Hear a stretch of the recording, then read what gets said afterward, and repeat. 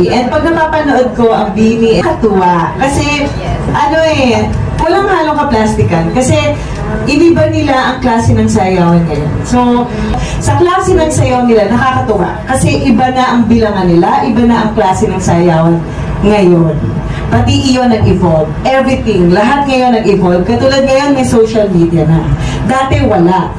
Nakakatuwa na sana magkasalubungan landas namin. At least, masasabi namin, lalo na sa anak ko, na sinabi ko, you know what, na, English, di ba?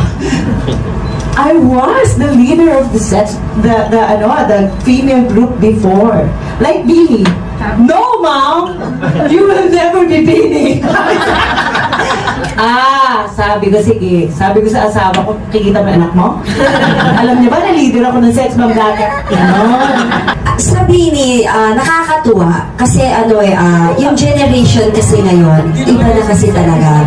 Kumbaga parang like na sinabi ni Rochelle na iba yung sayawan dati, iba rin yung sayawan ngayon. So kami, talagang humahabol kami sa mga sayawan ngayon, like mga bibilis nga ng bilang. So kapag nakikita ko yung Bini, actually gusto siya ng dalawang anak ko, natutuhan sila talaga. Sobrang nakaka-proud kasi nakakatuwa na meron tayong ipagmamalaki sa ibang country na meron tayong Bini, pang P-pop natin yan. May Bini, di ba? Pag nakikita ko sumayan at sinasayaw namin sa mga shows namin, napipiling bata ako, bumabalik ang edad ko na parang, okay, maliban sa spaghetti pababa. Kumbaga, eto na talaga yung parang sobrang proud talaga na masasabi ko na hindi tayo nawawala. Kumbaga, dumadami pa yung mga magagaling na dancer, magagaling na singer talaga.